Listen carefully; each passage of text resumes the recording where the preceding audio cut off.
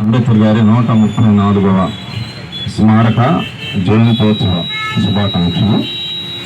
ఈరోజు మన నియోజకవర్గంలో ఈ జయంతి సందర్భంగా ఒక మంచి శుభ పరిణామం జరిగింది. అదేమంటే మరి మన నియోజకవర్గంలోని ఆత్మకూరు గ్రామం 2 దశాబ్దాలుగా ఒక సమస్య జట్టుకునేవి. అక్కడ ఉండబడే అంబేద్కర్ వారసులు దళిత వర్గాలు ఎంతో నిలిగిపోవాలి. మరి వారికి ఆర్థిక భద్రత, సామాజిక భద్రత, ఉపాధి కల్పించేందుకు శాశ్వతంగా మన గౌరవ శాసనసభ్యులు జోడకంటి బ్రహ్మారెడ్డి గారి నాయకత్వంలో గౌరవ ముఖ్యమంత్రి నారా చంద్రబాబు నాయుడు గారిని కలవటం జరిగింది. ఆ గ్రామానికి కావలసినటువంటి వసతులు కల్పించడం నిజంగా అంబేద్కర్ జయంతి సందర్భంగా దళిత సమాజం తరఫున ఎమ్మెల్యే గారికి సంపూర్ణంగా నమస్కారం తెలియజేస్తున్నాం. మన బ్రహ్మారెడ్డి గారు శాసనసభ సభ్యత్వం పొందక ముందు అంటే గాంధీ పద్ధతిలో అంబేద్కర్ అందించిన ప్రజాస్వామిక స్ఫూర్తితో ఒక 3 సంవత్సరాల పాటు ఒక సోషల్ ఉద్యమాన్ని నడిపాడు. మరి బ్రహ్మారెడ్డి అన్న నాయకత్వంలో మేము కూడా పనిచేసాం. అయితే ఆ సందర్భంలో బ్రహ్మారెడ్డి గారు ఒక ఆలోచన విధానం సామాజిక స్పృహతో, సామాజిక సమానత్వంతో ఆ సందర్భంలో మాతో ఒక విషయాన్ని పంచుకున్నారు. అంబేద్కర్ విగ్రహం సహజంగా దళితవాడల్లోనే ఉంటుంది. ఉంటే మాదిరిపల్లెల్లో లేదంటే మాలపల్లెల్లోనే ఉంటుంది. అలా కాదు, అంబేద్కర్ విగ్రహం 4 రహదారుల కోడల మధ్య ఉండాలి, 2 రోడ్ల మధ్య ఉండాలి. అప్పుడే మన సమాజం సమానత్వం అని మనం ఈ సమాజానికి ఒక సందేశం వచ్చని అప్పుడు బ్రహ్మారెడ్డి గారు ఒక సామాజిక స్పృహతో మాకు ఒక ఆలోచన అందించాడు.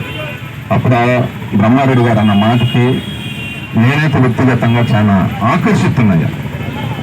సహజంగా చూడండి, మన నియోజకవర్గంలో కాకుండా స్టేట్ వైడ్గా అంబేద్కర్ విగ్రహాలు ఉంటే మాదిగపల్లెలో లేదంటే మాలపల్లెల్లోనే ఉంటాయి, మిగతా చోట్ల ఉండవు. కానీ ఎమ్మెల్యే గారి స్వగ్రామం వెలుతుర్తిలో ప్రధాన రహదారిలో అంబేద్కర్ విగ్రహం ఉంది అని చెప్పడానికి, సమానత్వ సాధనకు అదొక ప్రతీకని కూడా ఈ సందర్భంగా మనందరం గుర్తు చేసుకోవాలి. అంబేద్కర్ ఒక రాజ్యాంగ నిర్మాత మాత్రమే కాదు, గొప్ప ఫిలాసఫరు, రచయిత, వక్త, ఆర్థిక శాస్త్రాన్ని, సామాజిక శాస్త్రాన్ని, రాజనీతి శాస్త్రాన్ని, రాజకీయ శాస్త్రాన్ని అధ్యయనం చేపట్టిన గొప్ప జ్ఞాన సంపన్నుడు. ఆయన జ్ఞాన సంపద తరతరాలకి మనందరికీ వారసత్వం. అంటే ఒక అంతరానితనాన్ని ఎదుర్కొన్న అంబేద్కర్ ఇప్పుడు ప్రపంచంలో ఆరాధ్య దైవంగా కొనియాడబడుతున్నాడంటే దానికి ప్రధాన కారణం అంబేద్కర్ ఎంచుకున్న ఏకైక మార్గం చదువు, ఎడ్యుకేషన్. మరి ఆ స్ఫూర్తితోనే మన ఎమ్మెల్యే గౌరవ శాసనసభ్యులు జోడకంటి బ్రహ్మారెడ్డి గారు మరి పార్లమెంట్ సభ్యులు శ్రీకృష్ణదేవరాయలు సహకారంతో మన పల్నాడు ప్రాంతానికి కేంద్రీయ విశ్వవిద్యాలయాన్ని తీసుకురావడం కూడా జరిగిందని ఈ సందర్భంగా మీ అందరికీ నేను గుర్తు చేస్తున్నాను. మరి అంబేద్కర్ కాలంలో అనేక రుగ్మతలు, సామాజిక రుగ్మతలు ఈ దళిత సమాజాన్ని వేటాడి వెంటాడాయి. చదువుకుంటే నార్కులు కోసే రుగ్మత, వేదాలన్నా పాఠాలన్నా చెవులలో చేసం పోసే రుగ్మత, అంటుకుంటే మైలు పడిపోయే రుగ్మత. ఎటువంటి రుగ్మతలో నుండి ఒక విజ్ఞాన జ్యోతిగా ప్రపంచానికి వెలుగులు నింపిన వ్యక్తి డాక్టర్ బిఆర్ అంబేద్కర్. అయితే ఇక్కడ దళిత సమాజం కానీ, అణగారిన వర్గ సమాజం కానీ గ్రహించుకోవాల్సింది ఏంటంటే అంబేద్కర్ ఏనాడు అగ్రవర్ణాలను దూషించలేదు. అంటరానితనం అనేది మన సమాజంలో ఉండే ఒక సామాజిక సమస్యగా గుర్తించాడు. దీన్ని ఏ విధంగా రూపుమాపాలి అని ఆలోచించాడు. ఆ కాలంలో అగ్రవర్ణ జాతులు ఆర్థిక సహాయ సహకారాలు అందించబట్టే ఈనాడు అంబేద్కర్ దళిత అణగారిన వర్గాల వారికి ఒక ఆధిపత్యంగా దొరికాడన్న విషయాన్ని కూడా మనం మర్చిపోకూడదు. అంబేద్కర్కి చదువు చెప్పింది, దగ్గర కూర్చోబెట్టుకుంది, తను తినే భోజనం పెట్టింది, ఒక అగ్రవర్ణమే వాళ్ళ గురువు అన్న విషయం కూడా మనం మర్చిపోకూడదు.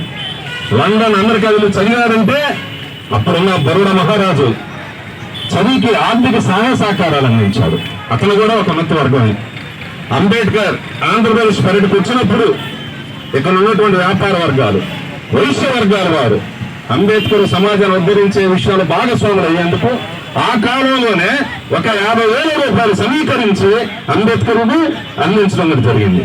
అంటే అగ్రవర్ణాలలో అనేక మంది మానవతావాదులు, సామాజికవాదులు, ప్రజాస్వామికవాదులు అంబేద్కర్ని ఈ క్షణాలు కూడా ఈ సమాజాన్ని ఆదరించబట్టే అణగారిన వర్గాల వారు ముందుకెళ్తున్నారన్న విషయాన్ని కూడా ఎస్సీ, ఎస్టీ, బీసీ, మైనార్టీ వర్గాల వారు గ్రహించవలసిందిగా నేను ప్రేమతో కోరుతున్నాను. అయితే చివరిగా ఒక్క విషయం నేను చెబుతున్నాను. చివరిగా అంబేద్కర్ అవసాన దశలో ఉన్నప్పుడు, బాబాసాహెబ్ అంబేద్కర్ తన అవసాన దశలో ఉన్నప్పుడు దళిత వర్గాలను ఆలోచించుకుని ఆవేదన కూడా ఉన్నాయి.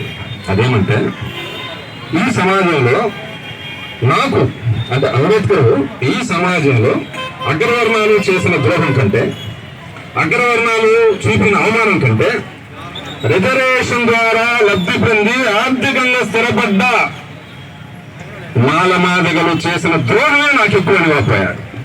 ఎందుకంటే రిజర్వేషన్ ద్వారా లబ్ధి పొంది ఆర్థికంగా స్థిరపడ్డ మాదిగ సోదరులు, మాల సోదరులు గ్రామీణ ప్రాంతాలలో కొనాడుతున్న ఆ దళిత వాడలను ఆదరిస్తారని, చదివిస్తారని, దత్తత తీసుకుంటారని, వారికి ఉపాధి కల్పిస్తారని అంబేద్కర్ ఎంతో ఆశపడ్డాడు. కానీ ఉద్యోగాలు వచ్చిన తర్వాత వాళ్ళ స్వార్థంతో వాళ్ళ కడుపు నింపుకోవటమే చూసి అంబేద్కర్ చాలా చలించిపోయాడు. ఇప్పటికైనా అంబేద్కర్ లక్ష్యాన్ని, ఆశయాన్ని సాధించాలి అనుకుంటే అంబేద్కర్ ఏమైతే ఆశించాడో ఆ ఆలోచనని రిజర్వేషన్ ద్వారా లబ్ధి పొందిన మాదిగలు అందిపుచ్చుకోండి. యోగ్యత కలిగిన ఈ మాదిగ పల్లెల్లో యోగ్యుడు, విజ్ఞుడు అనుకున్న బిడ్డలను మీరు ఆదరించాల్సిందిగా ఇదే అంబేద్కర్ లక్ష్యంగా నేను కోరుతున్నాను. మరి అంబేద్కర్ లక్ష్యాన్ని ఒక దళిత సమాజంగా ఇప్పుడు మన శాసనసభ్యులు బ్రహ్మారెడ్డి గారు మీరు బాగా ఆలోచించండి. మన ప్రాంతంలో చదువుకున్న బిడ్డలు వీళ్ళందరికీ ఏదైనా ఉపాధి కల్పించాలని ఇక్కడ చాలా వర్గాలు ఉన్నారు. నాట్ ఓన్లీ దళిత కమ్యూనిటీ, అన్ని రకాల వర్గాల వారు ఇప్పుడు వేదికలు ఉన్నారు.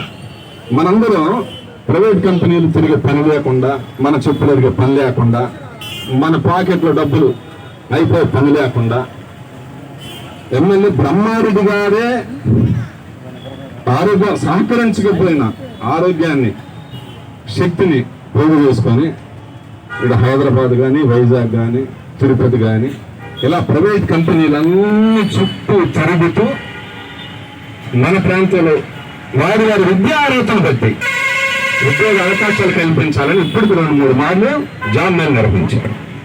అదే అంబేద్కర్ యొక్క విక్షన్, అంబేద్కర్ యొక్క ఆశ సాధించాడు. ఇప్పుడు ఉన్నటువంటి ఈ బలహీన వర్గాలు మీరు ఆలోచించండి. మనకు ఒక 10th క్లాస్ సర్టిఫికెట్, లేదా ఒక ఇంటర్మీడియట్ సర్టిఫికెట్, లేదా ఒక డిగ్రీ, ఒక ఎంఏ, ఒక పిహెచ్డి, ఒక ఎంటెక్, ఒక బీటెక్ సర్టిఫికెట్ మనకు రావాలంటే మన తల్లిదండ్రులు ఎంత కష్టపడ్డారో మీరు ఆలోచించండి.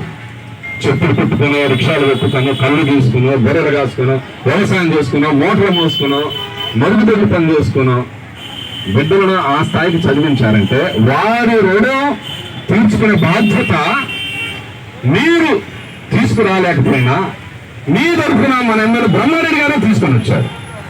దయచేసి అటువంటి అవకాశాలను చదువుకున్న వారు మొత్తం ఉపయోగించండి.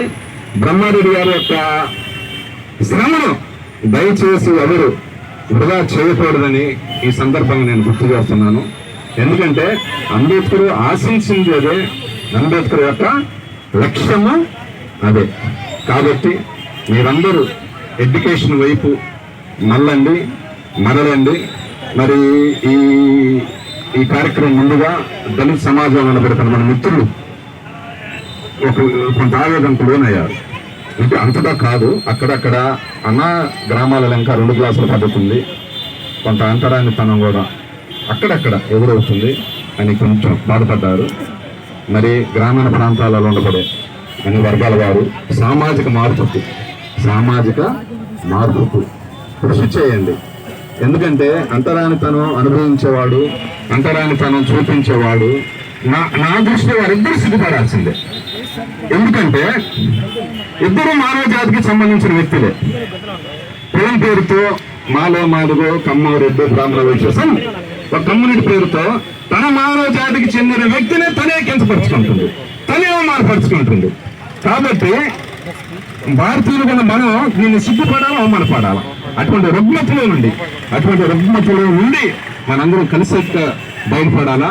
మరి మనకి ఒక అంబేద్కర్ కాదు, మన భారతదేశంలో అనేక స్వాతంత్ర నాయకులు, సామాజిక ఉద్యమకారులు, సంఘ సంస్కర్తలు అనేక మంది ఇటువంటి రుగ్మతలో నుండి ఈ సమాజాన్ని బయటకు తీసుకొచ్చారు. వారందరికీ దళిత సమాజం, అణగారిన వర్గాల సమాజం ఉదాహరణ ఉండాలని నేను కోరుకుంటున్నాను. మరి తదుపరి మరి ఎండ తీవ్రతగా ఉంది, నేను కొంచెం ఎక్కువ సమయం తీసుకున్నాను, క్షమించండి. కమిషనర్ గారు, తర్వాత మదర్ సాహెబ్ గారు, ఆ తర్వాత దాస్ గారు, సమయం పాటించండి, సమయాన్ని సద్వినియోగం చేయండి. క్లుప్తమైన సందేశం అందించిన తర్వాత ముఖ్య అతిథులు శాసనసభ్యులు బ్రహ్మారెడ్డి గారు తర్వాత మీరు మంచి సందేశాన్ని అందించవలసిందిగా కోరుతున్నాము. ఇప్పుడు కమిషనర్ గారు అంబేద్కర్ యొక్క జయంత్యోత్సవ కార్యక్రమాన్ని ఉద్దేశించి మాట్లాడవలసిందిగా ప్రేమతో ఆహ్వానిస్తాం. వేదిక నిర్వహించినటువంటి పెద్దలు